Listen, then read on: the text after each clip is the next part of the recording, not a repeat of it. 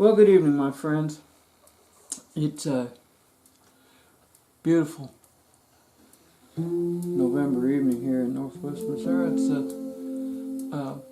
Tuesday before Thanksgiving, 2015. Hadn't exactly been a red letter day for me. As you can see, I'm not wearing one of my usual hats.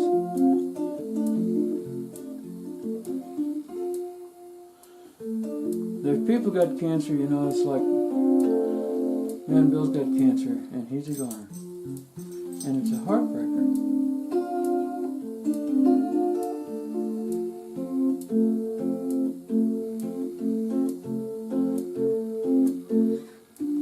But I got cancer this other way. It's really weird.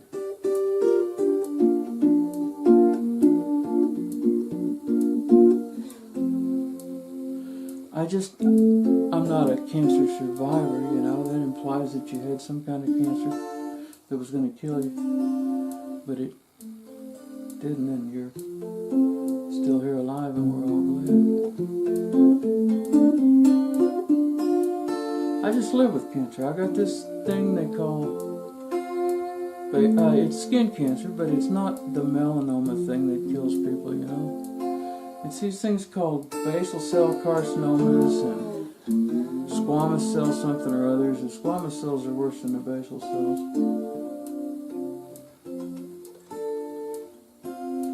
It's because doctors experimented on me when I was in high school.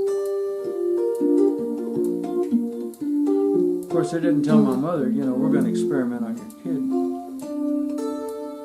Because I had really good parents. But, they thought, well, if you x-ray people who got pimples, for a while their pimples look better. Let's do that for a while and see how it works out. It didn't work out real well for those of us who were the patients during that time, because most of us have this incredible quantity of skin cancers. And then we also get thyroid cancer, where, I don't know, I think I heard 100 times more likely than the general population to get thyroid cancer, which I've had. So, me and cancer, we got some time together.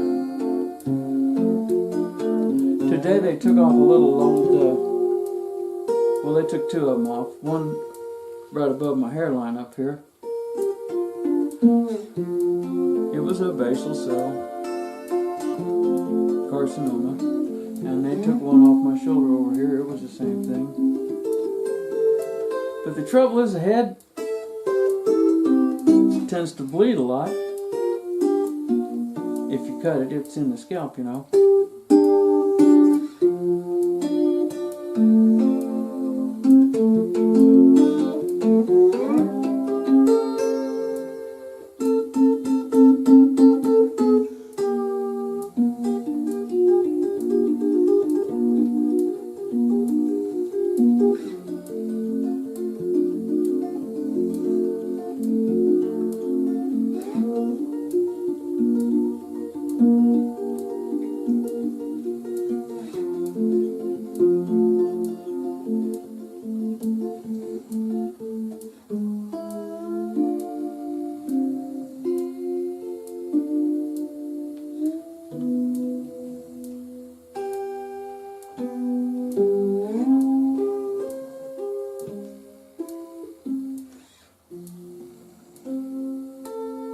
And it's hard to get bandages to stick on the head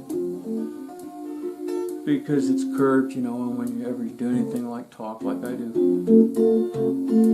your scalp wrinkles and everything, it all moves.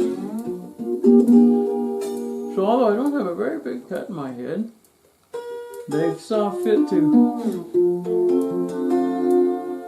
wrap it like this instead of just try to glue something on it would have fallen off, because scalp's bleed and it needs pressure.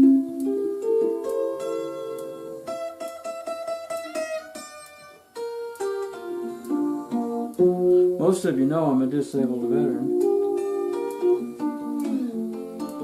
So the Veterans Administration does all this stuff for me, which is a good thing, because if I was one of the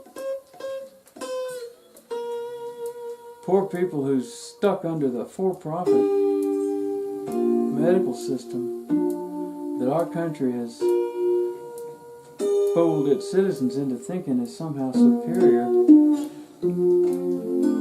this costs a fortune. I used to do this. I've had about 4 to 8, sometimes more, sometimes fewer, but that's a pretty decent number. Say an average of 6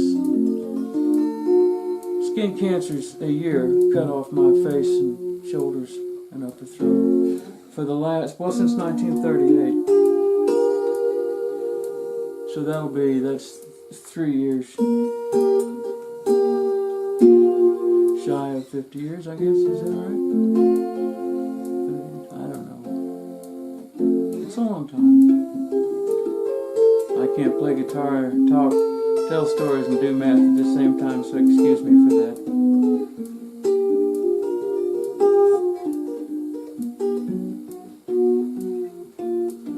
On the guitar, I'm thinking math. You know, this is all a mathematical process.